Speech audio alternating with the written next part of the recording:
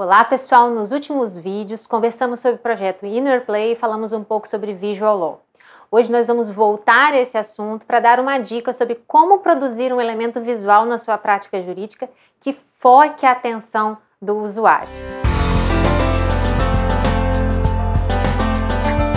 O Visual Law ele destaca a importância dos elementos visuais para tornar mais eficiente a comunicação. Mas antes de utilizar diagramas, infográficos, é primeiro preciso se perguntar se o visual realmente facilita a compreensão e se não há um excesso de elementos visuais cansando a leitura ou aumentando o tempo de leitura pelo usuário.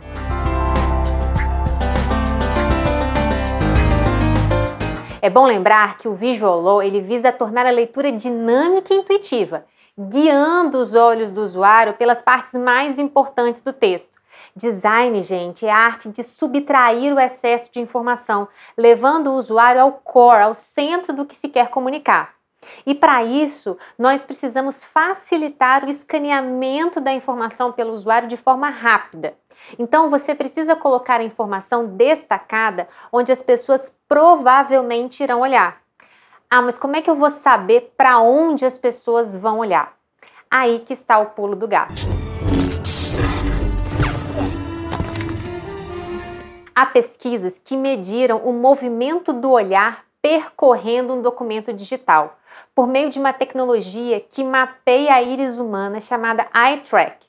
E nessa pesquisa, identificou-se padrões de visualização, isto é, identificou-se que as pessoas fixam a sua atenção em determinadas partes de um texto de uma forma padronizada. As pessoas que consomem conteúdo online, digital, ao invés de ler linearmente, palavra por palavra, elas fazem escolhas rápidas sobre o que ler, quais partes pular e quais partes ignorar por completo.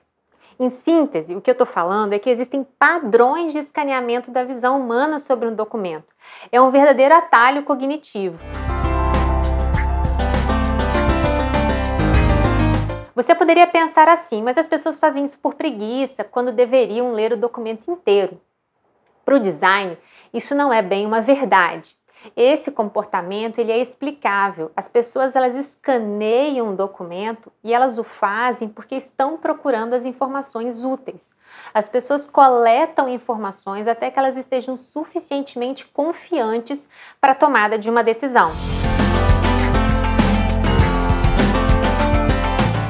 Embora essa pesquisa mencionada seja de UX Design e para consumo de conteúdo digital, com pessoas que não tinham a obrigação de ler o documento inteiro, o mesmo raciocínio pode ser aplicado à prática jurídica.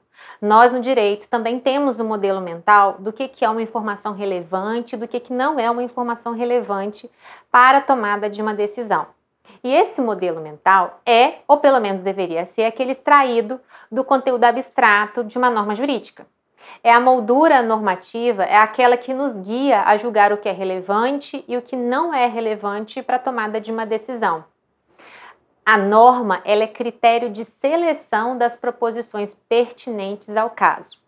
E, sabendo disso, podemos encontrar alguns erros de design no processo ou erros de interação entre juiz e advogados. Vou dar um exemplo. O artigo 927 do CPC ele traz uma série de precedentes vinculantes que devem ser observados por juízes e tribunais. E o artigo 489 do CPC traz regras de fundamentação que devem ser mencionadas em qualquer decisão judicial sob pena de nulidade. O tema é profundo, mas para o objetivo desse vídeo, basta dizer que existe uma moldura normativa que cria legítimas expectativas do que seja uma fundamentação judicial adequada. Mas observe que o artigo 319 do CPC, que traça os requisitos para a regularidade formal da petição inicial, ele não estabelece igual encargo de fundamentação nos mesmos moldes para o advogado. Embora seja desejável que o advogado mencione os precedentes vinculantes, que ele faça um distinguish, se esse for o caso do processo, mas não está escrito que na redação da causa de pedir, o advogado deve mencionar os precedentes vinculantes, que ele deve fazer um distinguish, se for o caso. Isso significa que, de um lado, o juiz deve observar e enfrentar o precedente vinculante, mas, de outro lado, o mesmo dever não é imputado ao advogado na redação da petição inicial. Esse advogado ele pode colacionar emendas de precedentes não vinculantes, ele pode fazer um Ctrl+C, Ctrl+V de outra peça que não se adequa ao caso narrado, ele pode trazer precedentes ultrapassados, ele pode trazer capítulos que são aparentemente inúteis, por exemplo, um capítulo sobre o abalo moral trazido ao cliente em um evento lesivo, quando já existe precedente vinculante no sentido de que o dano é in re ipsa, ou seja, não dependia da prova do constrangimento moral. Aonde que eu quero chegar com isso? A interação entre juiz e advogado não é muitas vezes adequada porque o advogado ele não entrega a informação que o juiz procura. E por limitações de tempo ou produtividade, talvez o juiz escaneie o documento em busca das informações necessárias para uma tomada de decisão confiante. Muito embora o juiz ou qualquer pessoa que tenha que minutar uma decisão tenha a obrigação funcional de ler linearmente e por inteiro o texto, é possível que ele se valha de atalhos mentais ou que ignore uma informação de uma peça processual simplesmente pelo fato de que ele está procurando as informações úteis que vão lhe amparar na tomada daquela decisão e que vão trazer uma confiança nesse processo. E aí, nesse ínter, é possível que ele escaneie o documento na busca das informações úteis e talvez deixe de lado algum argumento que o advogado, reputou relevante, mas ele não redigiu de forma a destacar essa relevância segundo o modelo mental do juiz, segundo aquela informação que o juiz procura.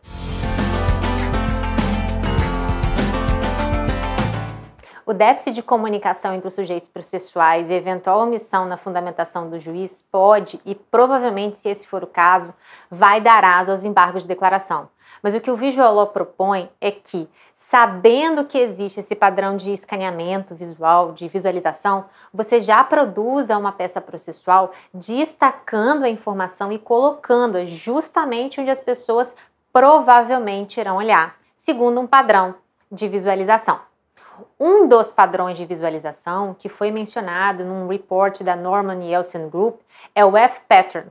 As pessoas normalmente leem as primeiras frases por inteiro, as seguintes em menor extensão e em seguida elas descem os olhos pelo texto sem profundidade, formando uma espécie de F.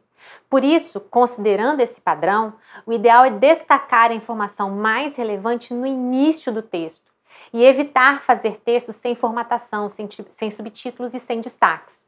Esse formato ele melhora a interação para quem vai ler o texto.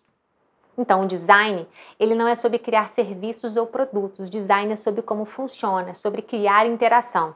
Ele parte de usuários reais, de dados empíricos, para redesenhar artefatos que, considerando um contexto de como as pessoas efetivamente agem, como elas efetivamente leem, melhorar o atingimento dos objetivos para aquele artefato. Esses são alguns insights do design aplicado ao processo civil. Fica aí o meu convite para seguirem a página e continuarem acompanhando as discussões sobre processo, compliance e legal design.